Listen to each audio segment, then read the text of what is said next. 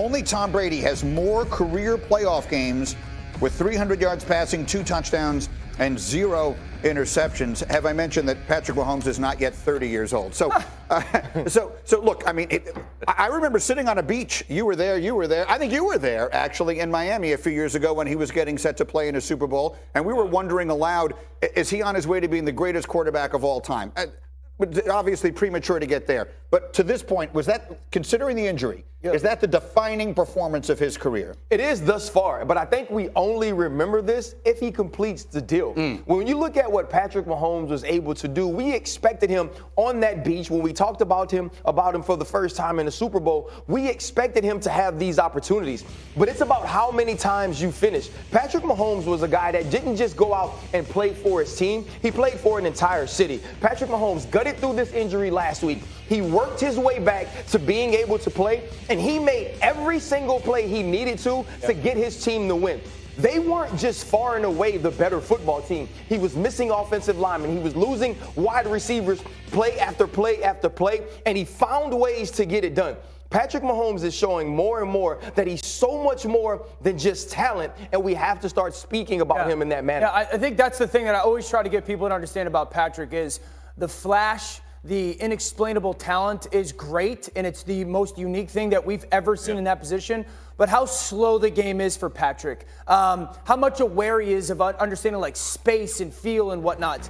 The reality is this: 2 of the best quarterback performances you will ever see in your life, I don't care if you're 20, I don't care if you're 80, have happened the past 2 years in the playoffs, and they both belong to Patrick Mahomes. Last year against the Buffalo Bills, we all said it was one of the greatest quarterback performances we've ever seen. And then yesterday, it is. And that's why you have to understand, this is not normal behavior from a quarterback. It's a completely outlier performance. RC just touched on it. We have these conversations about quarterbacks, and the number one question when it comes up is he a type of player that can cover up flaws in your roster? Yeah. And we didn't see it in Week 11. We saw it in the conference championship game against a quarterback that is playing as good as anybody in the league. And a team that won 10 in a row. Patrick's understanding of the situation, in many ways, like he played a lot like how much I marvel at Joe Burrow. You know, I always say this to you. Joe Burrow's the best in the league when it comes to understanding how I got to play this game versus this team. And I talked about it a little bit earlier. Patrick's awareness of can't hold on to the ball, got to trust checkdowns a little more, got to dump the ball off. It accrued or acquired into building up a 340-day performance on one leg. Yeah, when I look at it, because I've never seen anything like him, and I've been watching this game for 50 years, all right? And to me, it's like the intangibles when you get a guy to play this position are the most important thing. You know, outside of his unbelievable physical talent, all right, you look at how smart he plays. Like, this dude is so smart. He might be one of the smartest guys I've ever seen, maybe the smartest. But the other thing, too, toughness, leadership. You talked about leadership before. Well, does he not have everything? Every teammate, every person in that stadium wants to play for him. All right, that was clear. And why? You think he just did it by accident? He's got to go win the Super Bowl, because he's just got great ability? No, he's got everything else. The other piece of it is this. We are so far away from the offseason conversation of can Patrick Mahomes be Patrick Mahomes without Tyreek Hill that we've forgotten that. Right? We lamented the entire offseason of what this offense would look like. Can Patrick Mahomes play at an MVP level? And we watched him do that throughout the entire season. And so yesterday, when you're starting to lose players and when you're plugging and putting in different wide receivers, different tight ends, trying to make plays, for Patrick, it's nothing. You took Tyreek. Right. I didn't have Tyreek the whole season. I don't necessarily have a guy I have to throw the football to on the outside because we're just making it work. And so now that MVS is winning in the slot against Mike Hilton, I'll get him the touches, and that's what Patrick Mahomes did. 2 things. We sat with Patrick on Week 18 when we called their game against the Raiders. Number 1, he said he choked in the AFC Championship game last year. So just the accountability and the self-awareness. We asked him about no Tyreek, and he said it's made him a better quarterback because he listens to what the defense tells him.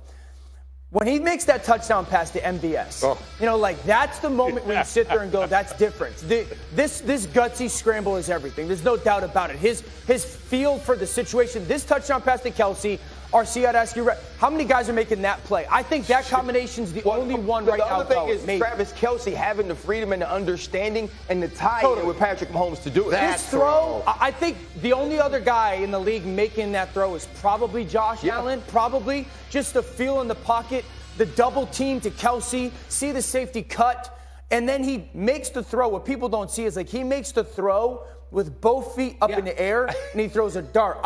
That's where I sit there and I go, that's the inexplainable stuff that it feels only Patrick can do. That throw is Rodgers in his prime, too. I mean, in the Super Bowl. Hey, too soon. I know. we're not to that week, bro. Sorry. It's a next week It's conversation? next week conversation. Here's what we can say about Mahomes as well, is that we say, well, he's just the best player on the field. Yesterday, you took some of that away from him because of the ankle. So he beat you with his mind and he beat you with his guts. Yeah. And that's what the all-time greats do. So that's an all-time great kind of performance yesterday. Now, not so great. What cannot be ignored is the attention that was paid by fans across the country and probably the world to the officiating in that game yesterday. And the hashtag NFL rigged is still trending on Twitter all these hours later. Now, let's be very clear what we are saying and what we're not saying. The NFL is unquestionably not rigged. Right. That game was nothing of the kind like that. That's not the point. But the perception is a problem because the officiating was A, so bad, and B, felt so one-sided that it leads to that sort of conversation, and that is a problem in and of itself. No, that is a problem, especially when the stakes are this high. And also think about the Cincinnati Bengals and the city of Cincinnati. You feel like you're jobbed when it comes to the coin flip with the Ravens. You also understand that now you have to go on the road against Buffalo because no concessions have been made for you as they have been made for other teams. And then you play in this game, and down the stretch, it seems that every call goes the other team's way. That is difficult to deal with. But in the end, you got to just go out and win. You don't get to control the calls the official makes. You don't get to control everything that happens on the field. You do get to control not pushing Patrick Mahomes out of bounds. Right? You also get to control not having Chris Jones singled up without chipping him with your tight end. You control how often you rush a banged up Patrick Mahomes. And that's all you can focus on. Was the officiating absolutely horrible? Yes, it was. But if you're the Cincinnati Bengals, you don't get to count on that because you are still at your house. Yeah, and the other thing, too, please don't punt the ball straight down the middle of the field. What the hell was that? But anyway. When you're the coach, and you could see it from Zach Taylor. And again, this is the punt return late in the game. I mean, you can't count the number of guys who were blocked in the back. And you can say, well, that happens on every punt return. Well, that's fine. But they seem to be calling the plays that always happen on the guys in the white jerseys yesterday and not the guys in the red. That said, Rex, if you're the coach on that sideline, if you're the coach of the Bengals, what does it feel like? Man, I've been there a few times. And literally, look, I know, you said it well, Gritty. There's no bias in this league. There's not. It's not what's happening here. But you sure as hell think there is sometimes. I've been on that sideline where it's been so one-sided, and I'm like, dude, we got 9 penalties. They got 1. It's like it just, and you're going to explode. You saw Zach Taylor in there literally when it's, oh, by the way, that 3rd and 8 never happened. You're going to have to stop him again. Like, over I've and over. never seen that before. Me either. It's like, oh, that play didn't count. What the hell you did? It's a 3rd down. We're off the field. And things like that change things. Penalty here, there, whatever, changes the whole game. So Zach Taylor's got a right to be fuming.